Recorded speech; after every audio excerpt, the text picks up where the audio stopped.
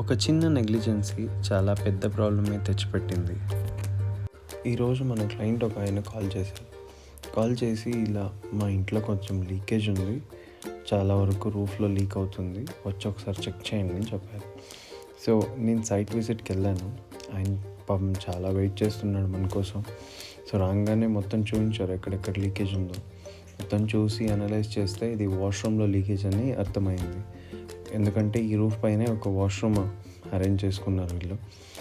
అక్కడ మొత్తం గ్రౌటింగ్ చాలా వరకు పాడైపోయింది. బికాజ్ ఇది ఒక 12-13 years ఓల్డ్ బిల్డింగ్. ఇది వీళ్ళు 6 monthsకి ఒక్కొక్కసారి యాసిడ్ వాష్ చేయించుకుంటూ క్లీన్గా మెయింటైన్ చేసేవాళ్ళు. సో అదేమైంది, యాసిడ్ వాష్ తరచూ చేయడం వల్ల మొత్తం గ్రౌటింగ్ ఊడిపోయిందనమాట.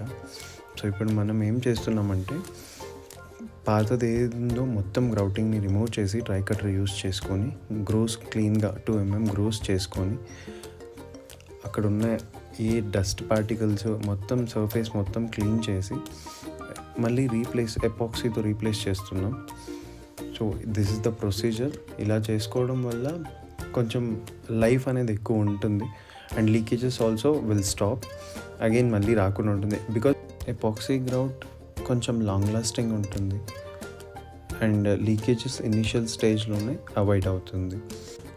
అండ్ ఇఫ్ మీరు ఇలాంటి ప్రాబ్లమ్స్ ఏదైనా ఫేస్ చేస్తుంటే ప్లీజ్ మమ్మల్ని కాంటాక్ట్ చేయొచ్చు. మా కాంటాక్ట్ డీటెయిల్స్ అకౌంట్ డిస్క్రిప్షన్లో ఉన్నాయి. Thank you so much.